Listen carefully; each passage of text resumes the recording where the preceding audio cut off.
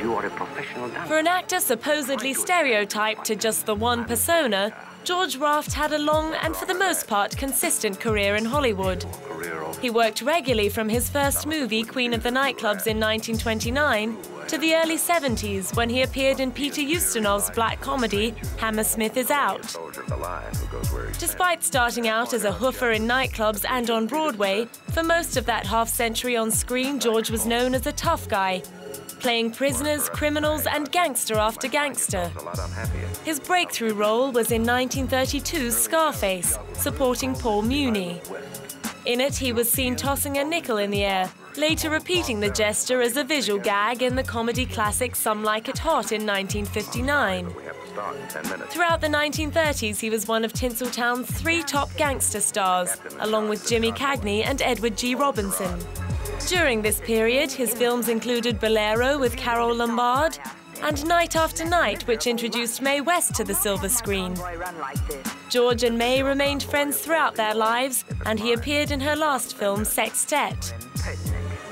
But after the glory days of the 1930s, George's star definitely began to wane. This was partly due to his infamous talent for turning down roles that went on to be major hits for other actors.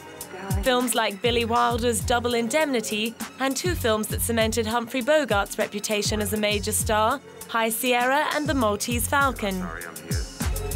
The other reason is that he became just too closely associated with the roles he played. Growing up on the mean streets of Hell's Kitchen in New York, George had real gangsters as lifelong friends. Associating with men like Bugsy Siegel and Owney Madden eventually made George someone film studios were wary of. There was talk that it took George pulling strings with his mafia connections to prevent a contract killing of Jimmy Cagney when he was president of the Screen Actors Guild and campaigning hard to keep the mob out of the film industry. I'm sorry, sir. George even referenced his early persona in his last ever screen appearance, The Man with Bogart's Face, which was completed in 1980, the year George died from leukemia, just 2 days after his old friend Mae West.